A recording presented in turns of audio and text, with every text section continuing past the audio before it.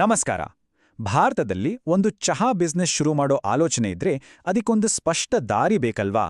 ಹಾಗಾದ್ರೆ ಬನ್ನಿ, ಒಂದು ಸಣ್ಣ ಐಡಿಯಾವನ್ನು ಒಂದು ದೊಡ್ಡ ಯಶಸ್ವಿ ಉದ್ಯಮವಾಗಿ ಹೇಗೆ ರೂಪಿಸ್ಬೋದು ಅಂತ ಈ ಪಯಣದಲ್ಲಿ ಒಟ್ಟಿಗೆ ಸೇರಿ ನೋಡೋಣ. ಮೊದಲನೇದಾಗಿ, ಈ ಬಿಸ್ನೆಸ್ ಮಾಡೋದ್ರಿಂದ ಲಾಭ ಇದೆಯಾ ಅಂತ ತಿಳ್ಕೋಬೇಕು ಅಂದ್ರೆ ನಾವು ಮಾರುಕಟ್ಟೆ ಬಗ್ಗೆ ನೋಡ್ಬೇಕು. ಭಾರತದ ಚಹಾ ಮಾರುಕಟ್ಟೆ ಎಷ್ಟು ದೊಡ್ಡದು ಗೊತ್ತಾ? ಪ್ರತಿ ವರ್ಷ ನಾವು ಭಾರತೀಯರು ಕುಡಿಯೋ ಚಹಾ ಪ್ರಮಾಣ ಬರೋಬ್ಬರಿ 8,37,000 ಟನ್ಗಳು. ಹೌದು, ನೀವು ಕೇಳಿದ್ದು ಸರಿ. ಈ ಒಂದೇ ಒಂದು ಸಂಖ್ಯೆ ಸಾಕು ಈ ಉದ್ಯಮದಲ್ಲಿ ಎಷ್ಟು ದೊಡ್ಡ ಅವಕಾಶ ಇದೆ ಅಂತ ಅರ್ಥ ಮಾಡ್ಕೊಳ್ಳೋಕೆ. ಆದ್ರೆ ಇದು ಬರೀ ನಂಬರ್ಗಳ ಕಥೆಯಲ್ಲ ಅಲ್ವಾ? ಭಾರತದಲ್ಲಿ ಚಹಾ ಅಂದ್ರೆ ಕೇವಲ ಒಂದು ಡ್ರಿಂಕ್ ಅಲ್ಲ, ಅದೊಂದು ಇಮೋಷನ್. ನಮ್ಮ ದಿನ ಶುರುವಾಗೋದೇ ಚಹಾದಿಂದ. ಸ್ನೇಹಿತರ ಜೊತೆ ಹರಟೆ ಹೊಡೆಯುವಾಗ ಕೈಯಲ್ಲಿ ಒಂದು ಕಪ್ ಚಹಾ ಇರಲೇಬೇಕು. ನಮ್ಮ ಸಂಸ್ಕೃತಿಯಲ್ಲಿ ಚಹಾ ಎಷ್ಟು ಆಳವಾಗಿ ಬೆರೆತುಹೋಗಿದೆ ಅಂದ್ರೆ ಇದೇ ಕಾರಣಕ್ಕೆ ಇದೊಂದು ತುಂಬಾನೇ ಪ್ರಬಲವಾದ ಬಿಸ್ನೆಸ್ ಅವಕಾಶವಾಗಿ ಮಾರ್ಪಟ್ಟಿದೆ. ಇನ್ನು ಚಹಾ ಅಂದ ತಕ್ಷಣ ನಮ್ಮ ಮನಸ್ಸಿಗೆ ಬರೋದು ಒಂದೇ ಥರದ ಚಹಾ ಅಲ್ಲ.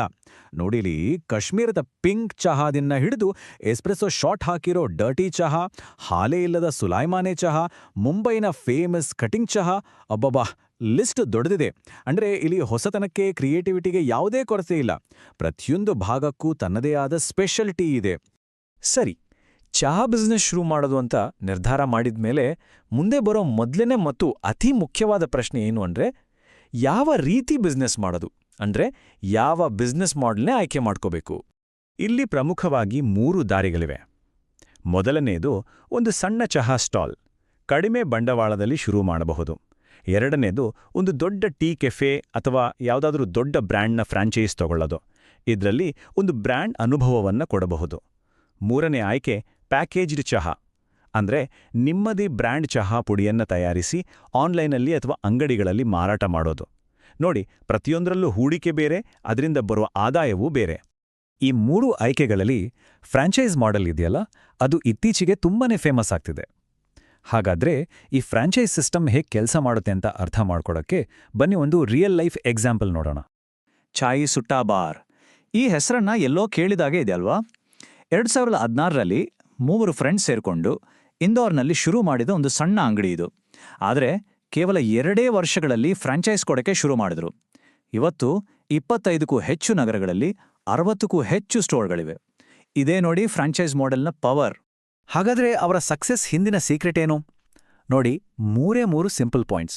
1, ಅವರು ಚಹಾವನ್ನ ಪ್ಲಾಸ್ಟಿಕ್ ಕಪ್ನಲ್ಲಿ ಕೊಡಲ್ಲ, ಬದಲಿಗೆ ಸಾಂಪ್ರದಾಯಿಕ ಕುಲ್ಹಡ್ ಅಂದ್ರೆ ಮಣ್ಣಿನ ಕಪ್ನಲ್ಲಿ ಕೊಡ್ತಾರೆ. 2, ಅಲ್ಲಿ ಸ್ಮೋಕಿಂಗ್ ಬ್ಯಾನ್.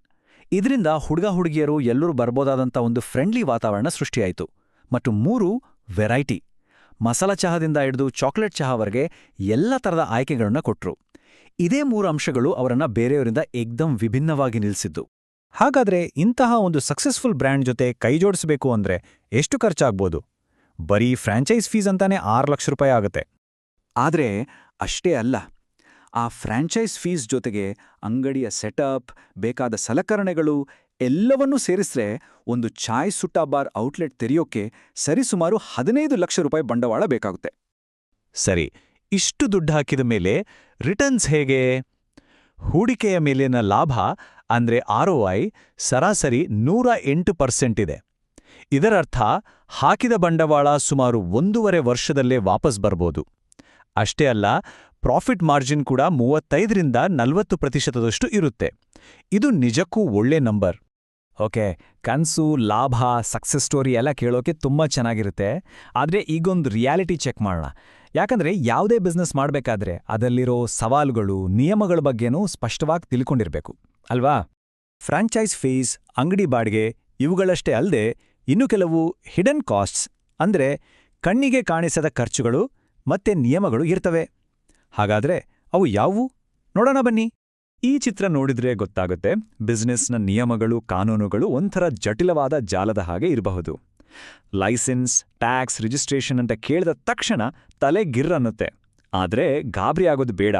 ಇವುಗಳನ್ನ ಸರಿಯಾಗಿ ಅರ್ಥ ಮಾಡ್ಕೊಂಡ್ರೆ ದಾರಿ ಸುಲಭ ಆಗುತ್ತೆ. ಬೇಸಿಕಲಿ ಭಾರತದಲ್ಲಿ ಯಾವುದೇ ಫುಡ್ ಬಿಸ್ನೆಸ್ ಶುರು ಮಾಡಿದ್ರೆ 2 ಮುಖ್ಯವಾದ ವಿಚಾರಗಳನ್ನ ಗಮನದಲ್ಲಿಟ್ಕೋಬೇಕು. ಒಂದು ಫುಡ್ ಸೇಫ್ಟಿ ಅಂದ್ರೆ ಆಹಾರದ ಸುರಕ್ಷತೆ, ಇನ್ನೊಂದು ಟ್ಯಾಕ್ಸ್ ಅಂದ್ರೆ ತೆರಿಗೆಗಳು. ಫುಡ್ ಸೇಫ್ಟಿ ವಿಷಯಕ್ಕೆ ಬಂದರೆ FSSAI ಅನ್ನೋ ಸಂಸ್ಥೆ ನಿಯಮಗಳನ್ನ ಪಾಲಿಸಬೇಕು. ಇದು ತುಂಬಾ ಸಿಂಪಲ್. ನಿಮ್ಮ ಬಿಸ್ನೆಸ್ನ ವಾರ್ಷಿಕ ವಹಿವಾಟು ಅಂದರೆ ಟರ್ನ್ ಓವರ್ 12 ಲಕ್ಷ ರೂಪಾಯಿಗಿಂತ ಕಡಿಮೆ ಇದ್ರೆ ಒಂದು ಬೇಸಿಕ್ FSSAI ರಿಜಿಸ್ಟ್ರೇಷನ್ ಮಾಡಿಸಿದ್ರೆ ಸಾಕು. ಒಂದು ವೇಳೆ ಅದಕ್ಕಿಂತ ಜಾಸ್ತಿ ಟರ್ನ್ ಓವರ್ ಇದ್ರೆ ನಿಮ್ಮ ಬಿಸ್ನೆಸ್ ಸೈಜ್ ಪ್ರಕಾರ ಸ್ಟೇಟ್ ಅಥವಾ ಸೆಂಟ್ರಲ್ ಲೈಸೆನ್ಸ್ ತಗೋಬೇಕಾಗತ್ತೆ. ನಂತರ ಬರೋದು GST, goods and services tax.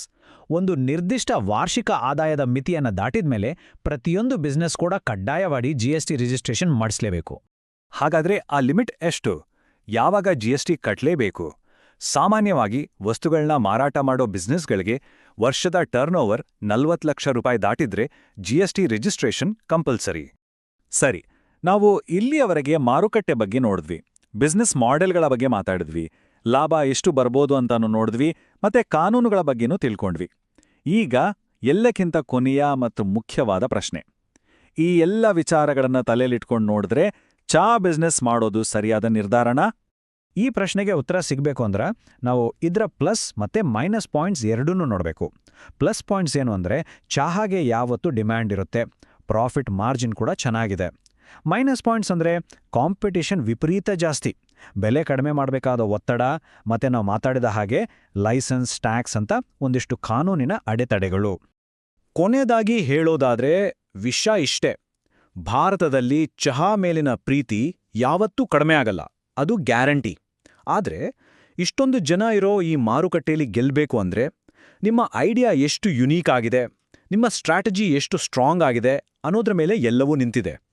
ಈ ಚಾಲೆಂಜಸ್ ಸ್ವೀಕರಿಸೋಕೆ ಸಿದ್ಧತೆ ಇದೆಯಾ ಅನ್ನೋದೇ ಅಸಲಿ ಪ್ರಶ್ನೆ.